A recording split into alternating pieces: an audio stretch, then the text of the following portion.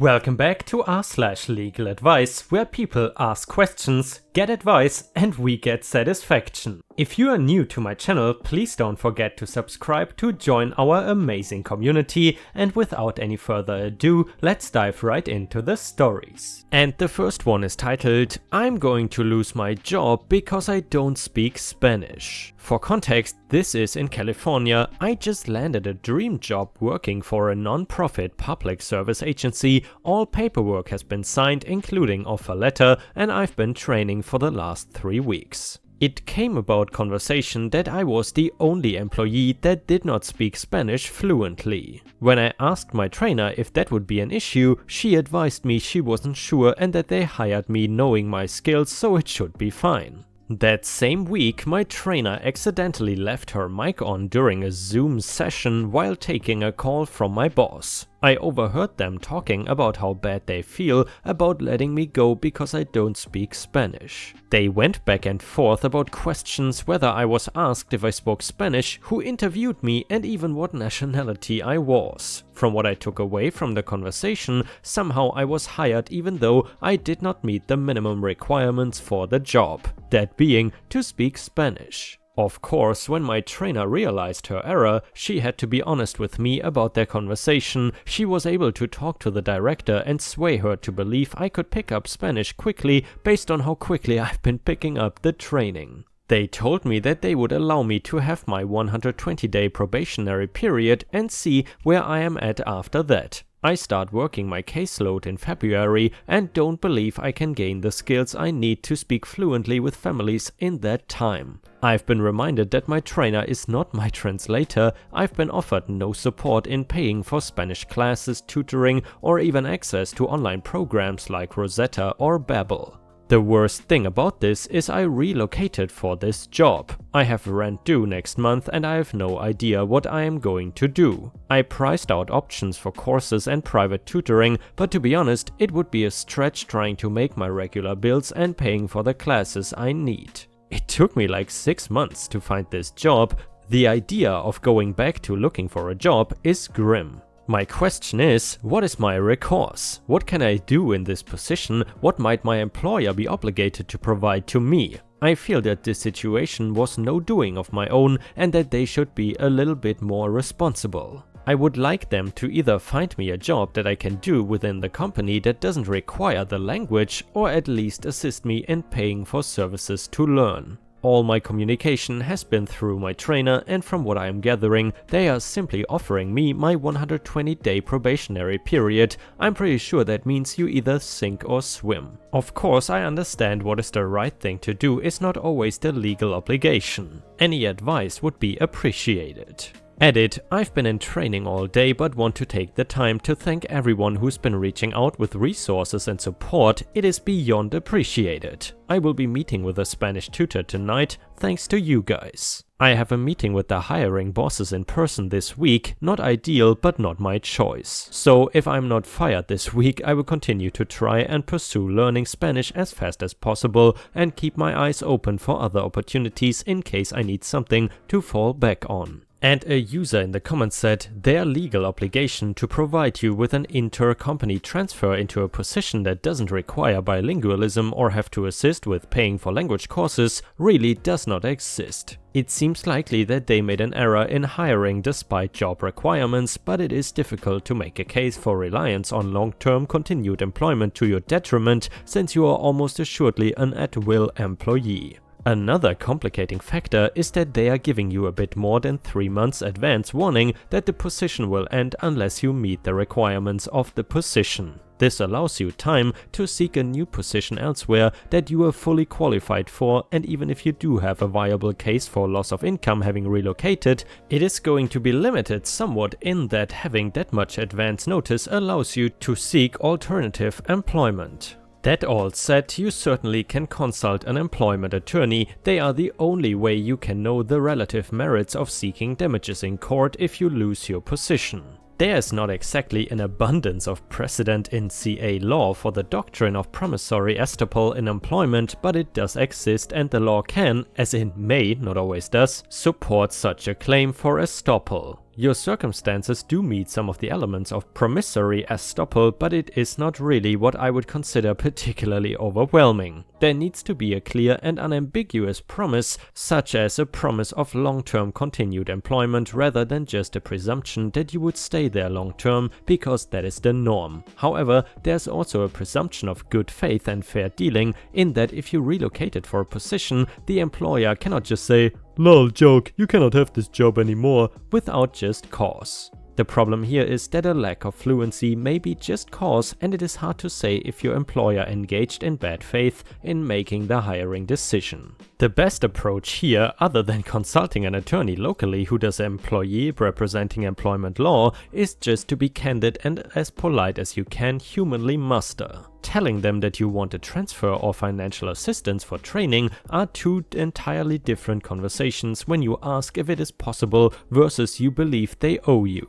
Ask to speak with a superior who is able to make the decision to retain you at the end of your probation period, and ask if and what path they see you being kept in your role or a different one at the company. I know it is a hard conversation to have without emotion tripping you up, and I fully understand how upsetting and stressful the circumstances are. It's just not the strongest case ever for this set of facts, and it is worth tempering your expectations to knowing you may theoretically have recourse for lost wages if you lose your job, but don't rely on it. And guys, I'm curious, for many of my viewers who are living in the United States, did you ever have any issues getting a job because you were not speaking the required language?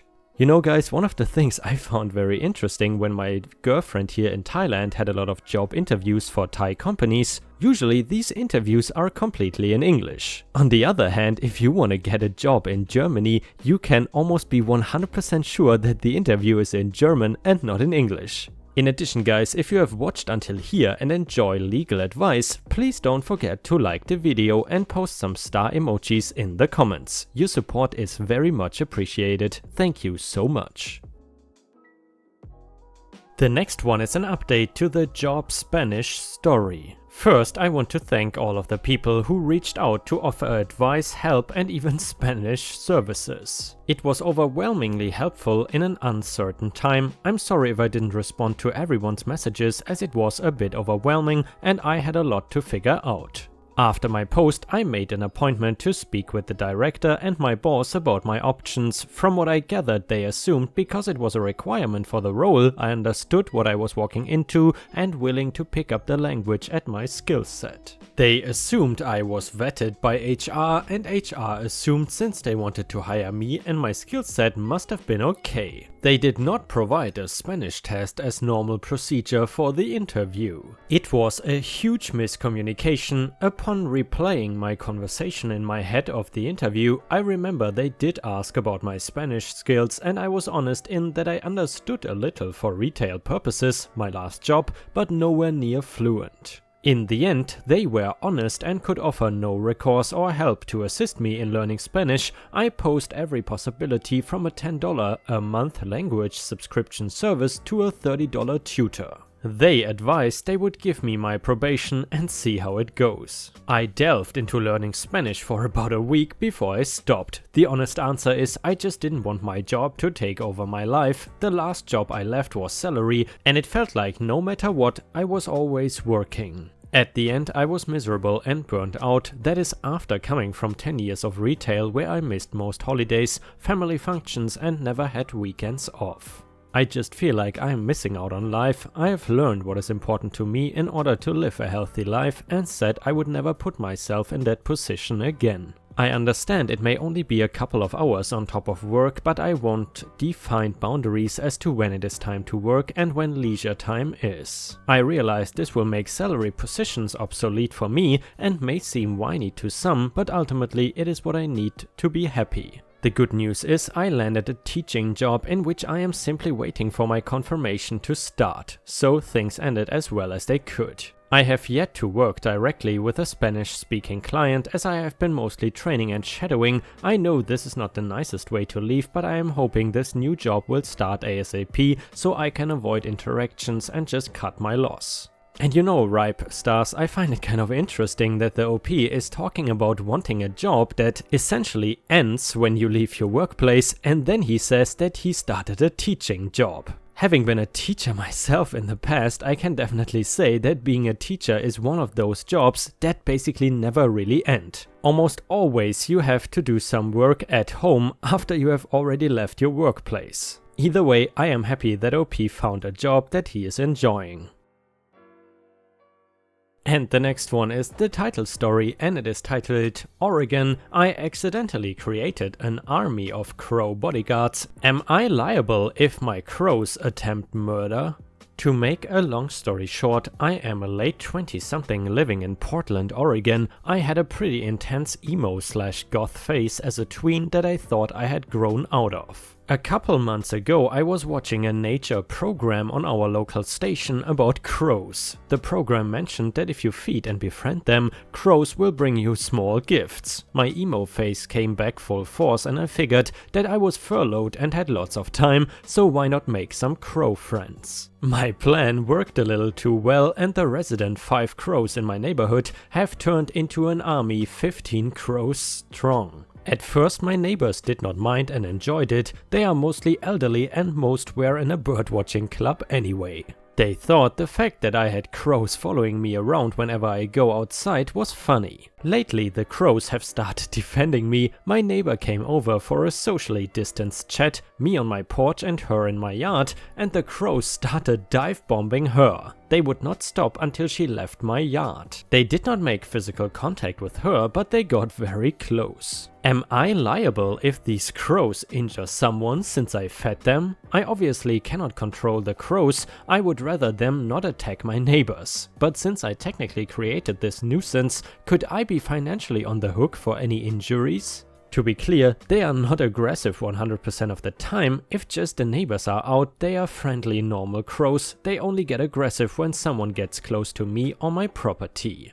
ETA, I have turned into Moira Rose, the queen of the crows. My inadvertent crow army has gotten aggressive towards others. If they hurt someone, could I be held liable? ETA PT number 2, I did not train these birds to attack. Also thank you for all your awards. I'm glad my stupid decision brings you joy. And a user in the comments wrote, they are resource guarding to stop them from attacking people. Ask guests to bring shiny objects or food scraps to the murder of crows as an offering. You could also supply your guests little baggies of treats for them to offer up. If they dive bomb someone, don't give them food for 24 hours. If they are nice to a guest, give them a high value treat to reinforce positive behavior. Advice from my partner, she was a field biologist that is published in biology/ornithology. And another user said, it would take quite a stretch for someone to make a winning case that you were negligent by feeding the crows and that your feeding the crows was the cause of whatever injury occurred. A stretch does not mean impossible though. Make sure your homeowner's insurance is up to date. And another user commented, I will go a little further. Someone would likely have to prove that OP encouraged, trained or facilitated the behavior/actions by the birds. That is going to be nearly impossible to show or prove without witnesses observing OP doing some sort of training, but like any lawsuits, not out of the question for a litigant to attempt to prove. The two different scenarios are, number 1, OP feeds these birds and they are really aggressive to everyone else. Neighbor witnesses OP walking outside, throwing out birdseed and returning indoors, assuming no additional facts seems like happenstance and a very small likelihood of a plaintiff prevailing. Number 2, neighbor produces video of OP appearing to train the birds to dive bomb scarecrows that are dressed in old people sweaters and white whale corduroys, giving them rewards and treats for successful impacts. This would likely be a problem for OP and would increase a plaintiff's chances of prevailing in a suit against OP for damages and injury. And another user said, I cannot offer much legal advice, but I can offer crow insight, one former emo crow enthusiast to another. As it gets colder, the crow's food source is getting more scarce. They are becoming more dependent on you, which is probably what is driving up their aggression. Crows are partial migratory, about 75% seek warmer climates, but some can and will stay resident through the winter if possible. You may have inadvertently increased the number of crows that stay put, stressing the food supply. This is not to guilt you, many people do this when they leave bird feeders out past fall, not idea, just be cognizant. This puts you at a crossroads, feed them more to subdue the aggression or feed them less and let them disperse, however, the aggressive behavior may get worse first. Putting out a bird feeder would probably solve your problem. They should shift the aggressive protective behavior to the feeder and in the spring settle down. To extrapolate a little, in your shoes I would try to build a crow vending machine. You have their attention and can probably train them with ease. There are instructions around the internet for a variety of different builds. You make a machine that when they drop something they find in it, it dispenses food. This path also starts with a standard feeder.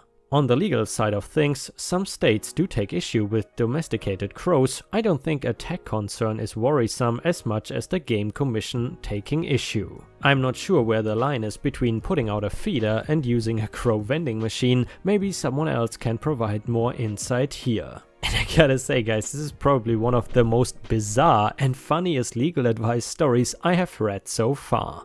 Unfortunately, I have to admit, during the pandemic, less and less legal advice stories, at least the ones with updates, could be found. That is also the reason why you see less legal advice nowadays on my channel. Update to the crow story. So, to make a long story short, I called our local Audubon Society. They didn't think feeding the crows was bad and suggested that the neighbors also start feeding them, so they essentially became better socialized. The plan worked and the crows are now a beloved part of the community. There have been no recent dive bombings. Most amazingly, the crows may have legitimately saved my neighbor. Our city had a pretty big ice and snow event recently. Like I said in my last post, most of my neighbors are older. One of my neighbors was walking down his steep driveway, slipped and could not get back up.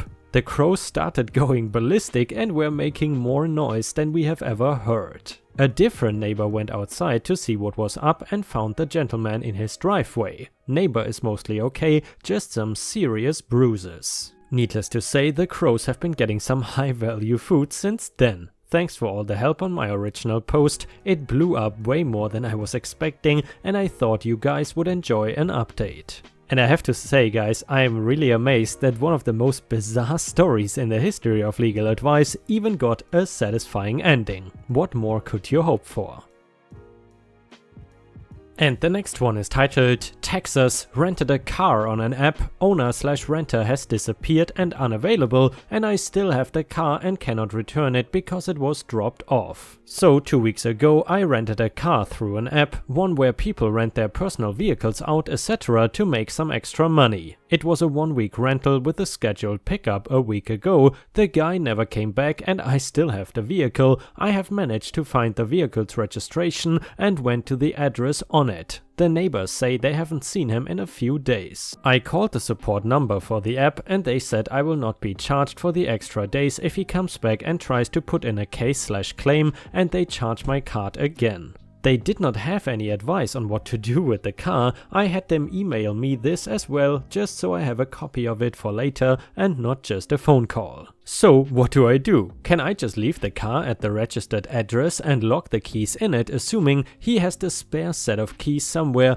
or should I hold onto it until he appears again demanding his car? I don't want to be in some situation of like abandonment on the car or something and be responsible for it. I have debated on having the police do a welfare check on the address because there are 2 other vehicles there and I've gone back to his house 5 times trying to catch him and the cars have not moved at all. Will the cops check on him from a non-family member who just rented one of his cars? And a user in the comments said, it cannot hurt to ask the cops to check. This is definitely odd behavior. I cannot think of many situations where someone forgets they are getting their car back. And another user said, you should check and see if he is in jail. Could not hurt, there are plenty of legit websites to find this info on. Vines pricks to mind if your county clerk/court/local jail doesn't have the info online. And guys, if you were in this situation and could not find the person that you rented a car from, what would you do? Let us know in the comments.